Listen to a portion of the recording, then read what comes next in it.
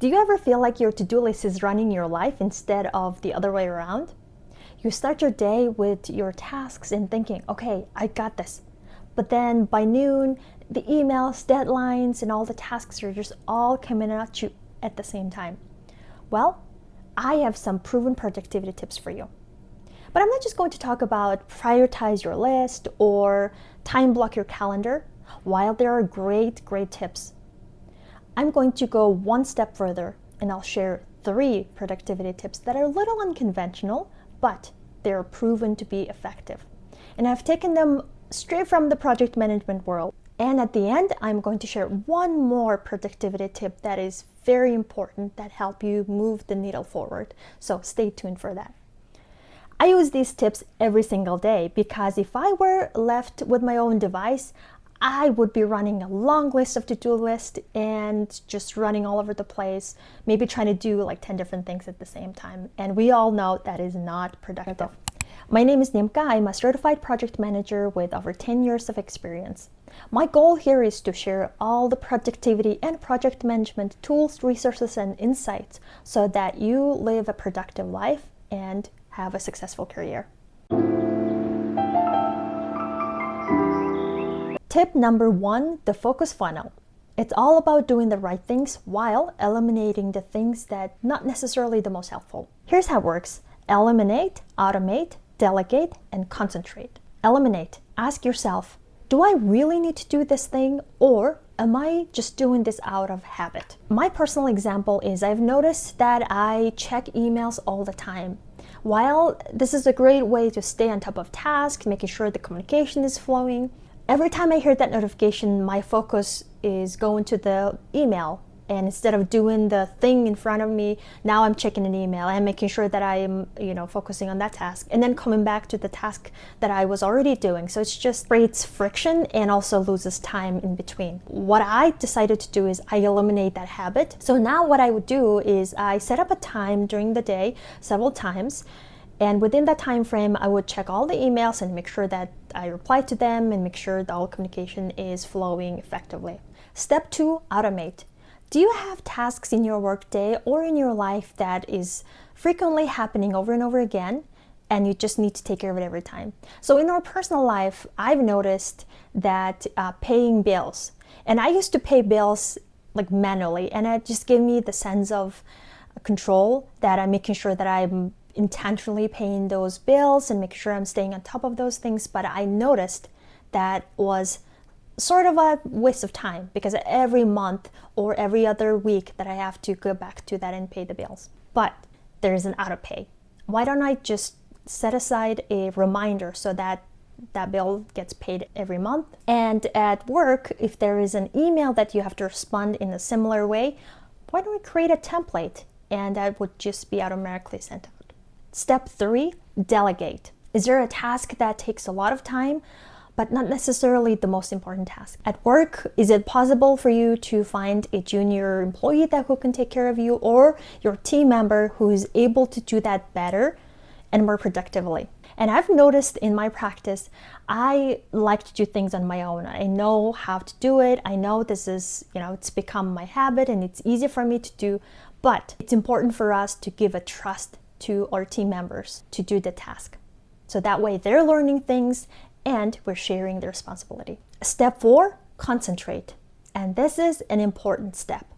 When we take care of the eliminate, automate, and delegate, now we can concentrate on the most important task. Cal Newport, in his book Deep Work, he beautifully explained how important it is for us to concentrate on the task and give it a time without any distraction, without trying to multitask. And let's be honest, these days, it is so easy for ourselves to put in that mindset of, I can do multitasking.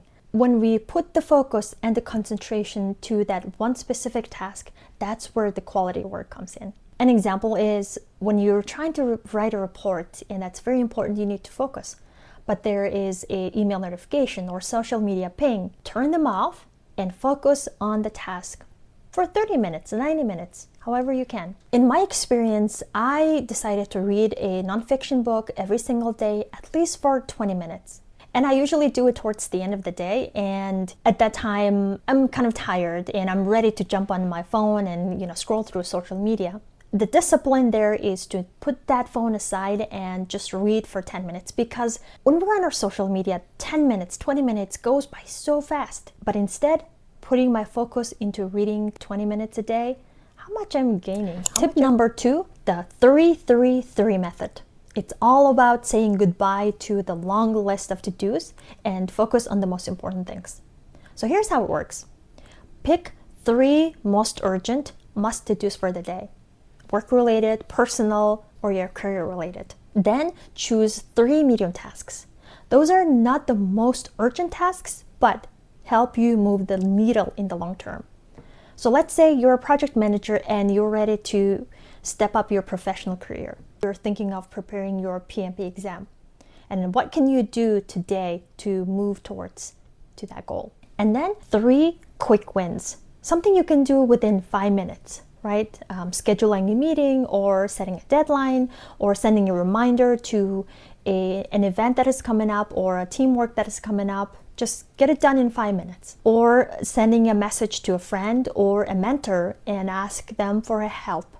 Something that helps you keep things moving forward, but it can be done in 5 minutes. Tip number 3 is the priority pools. Do the task that creates the most ripple effect. Task that creates the most opportunities or move the needle forward.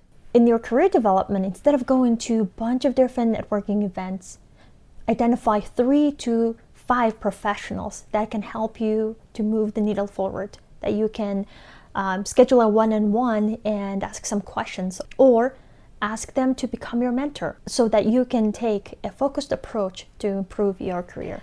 And my last and bonus tip, are you ready? It's reverse calendaring. Schedule your life first, then your work. We're all guilty of this. Our calendar is filled with work responsibilities, life responsibilities, family, other things. And then when we have a little time, we try to squeeze that me time.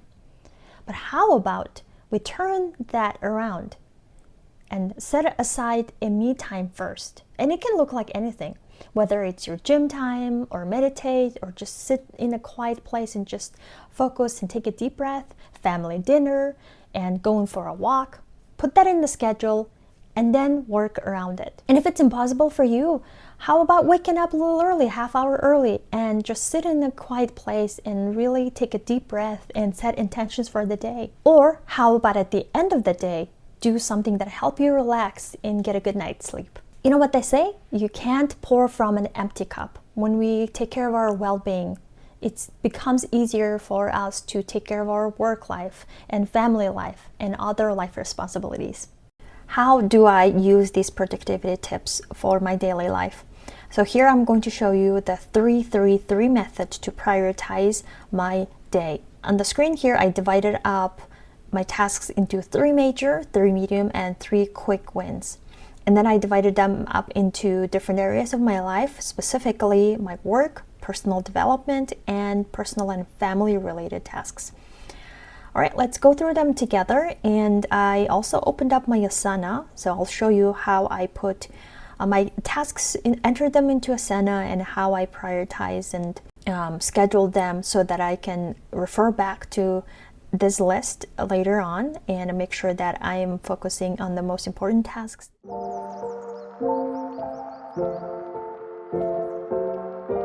So I usually put 2 to 3 subtasks within the task there, so that way I don't also overwhelm myself with too many different tasks.